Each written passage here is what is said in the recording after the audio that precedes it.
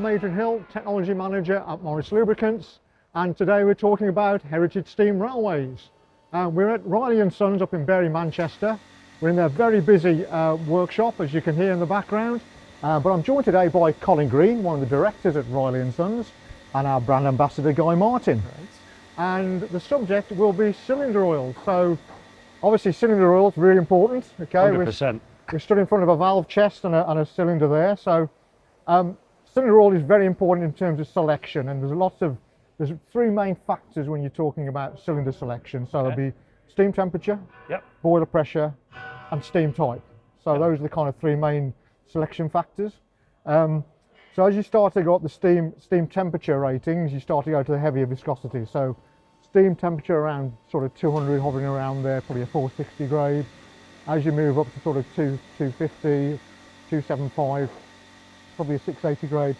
Then when you start to get up to sort of superheat temperatures over 300, you go to a 1000 grade, which is the heaviest grade, all because you want to get the atomization correctly of the steam oil. So obviously the higher the steam temperature, it has a thinning effect on the oil as it's filmed in droplets. So if you go up to the higher steam temperatures, you want the thicker oil, so it'll cope with that kind of thinning effect. So obviously once it gets into the valve chest and into the cylinder, you want a nice protective coating in there to stop the wear from taking place, and also form a seal, of course, where the piston is and the cylinder.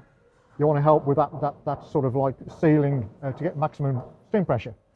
So that's one way of selecting the correct viscosity grade. And obviously boiler pressure.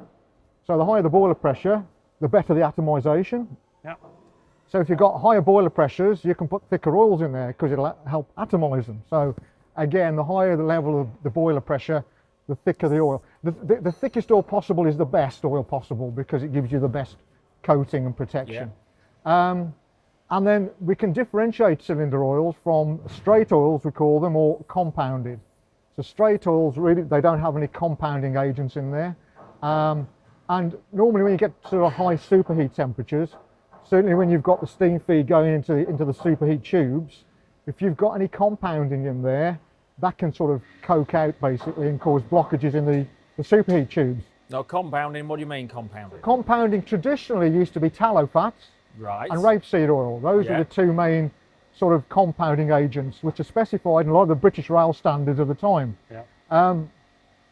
Rapeseed oil has kind of been taken out now because one of the biggest problems with rapeseed oil was it stained everything. So rapeseed oil is quite acidic. And although rapeseed oil gave you additional lubricity, which is really important from the lubrication perspective, if it got splashed down paintwork and various other things, it stained. So I mean, a lot of these cylinder oils now we've reformulated and removed rapeseed oil. We've put in what we describe as modern alternatives, which still give you maximum lubricity, so you get lots of protection from wear, but without the staining effect. Also very good at high temperatures as well. So that's what we mean by compounding. So you're enhancing the natural lubricity of the oil essentially. Well, that can be a problem in superheat, so you don't want to do that. However, when you talk about dry and superheat sort of steam, as I say, those are high temperatures. When you're looking at wet and saturated steams, where you've still got some water droplets in there, then the compounding is great because what that sort of wet steam can do is actually wash the oil film off the bores of the cylinder, which is no good because you want it in there.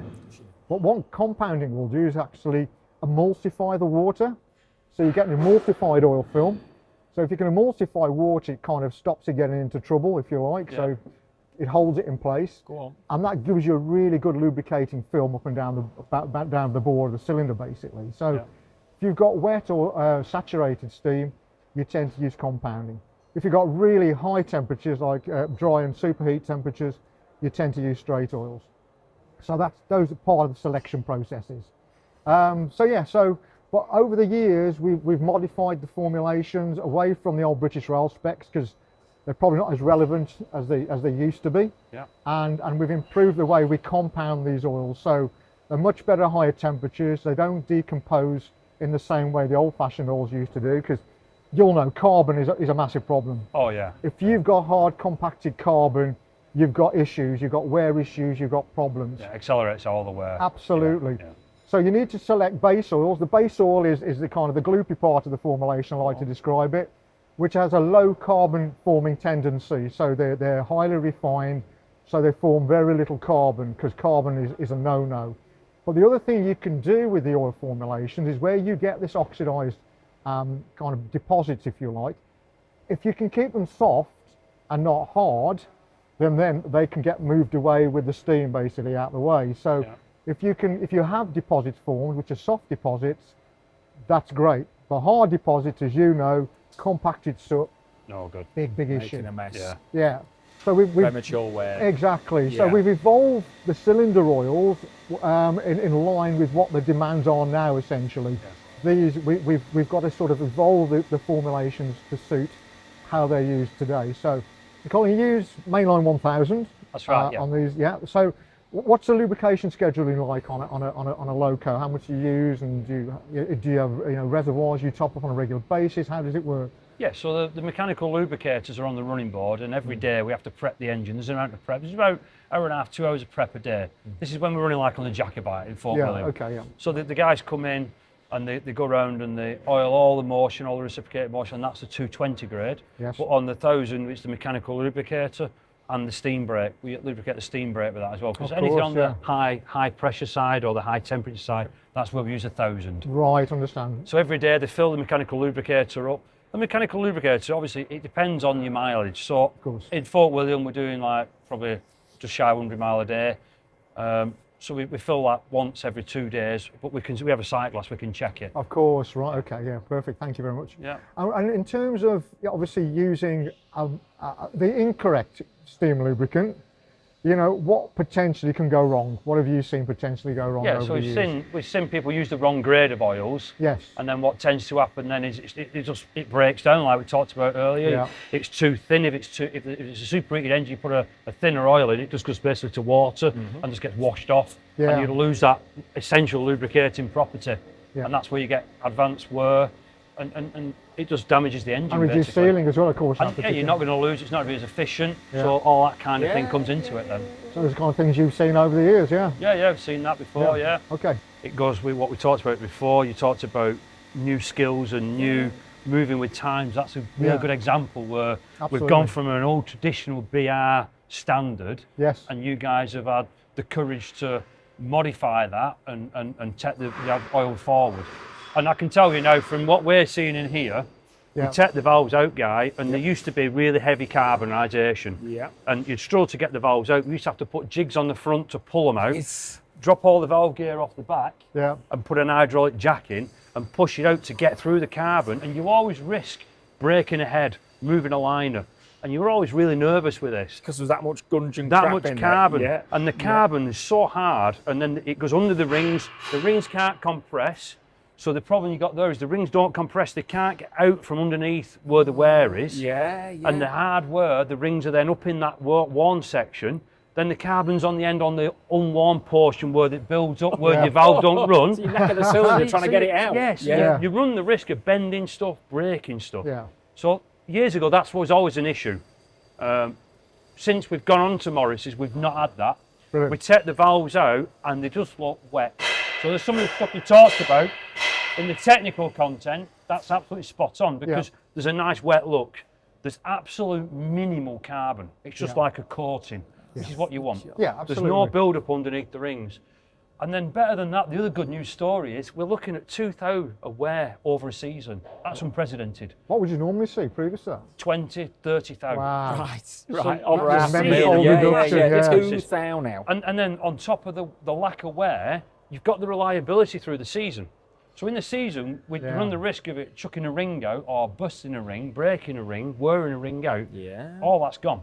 Brilliant. We put the valves in, we're confident now, we put a set of valves in, we put new rings on every year, we buy rings again every year, re-ring it, put the engine together, and you basically box it up and forget about it. That's you for great. the That's season you for the year. And we just put the oil in, we know it's happening. Peace of mind. Peace of mind. Yeah. So if you're looking here now, Guy, you can see there's a nice gloss finish.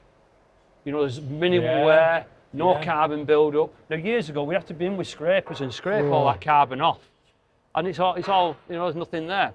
Well, We'd have your carpet. maintenance schedule's lengthened as well, isn't it? Because you're having to clear all We the still rubbish do the out. P&V every year, Yeah. but what we the time we have to P&V, spend go on, P&V. piston and valve exam. Okay. So we do a P&V every year. So we take the valves out, we take the end covers off, we pull the main pistons out, and we change all the rings. We check all that. But like I said, the waste just crashed through the floor. It's just fantastic. Excellent.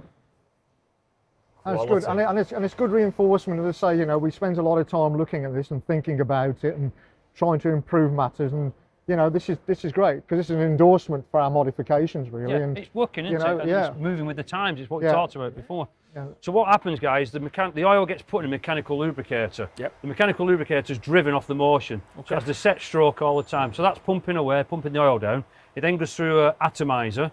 So the steam comes off the boiler and atomizes with the oil and turns it into basically an aerosol. So instead of us getting neat oil coming into the steam, we've got an atomized spray coming in. Right. And then that mixes with the steam, and as Ed says, it coats all the liner, it coats all the rings, and that helps form that seal that we talked about, which then increases efficiency as well. So you're using less water, less coal. Makes it easier for the guys on the cab because you've got more efficiency.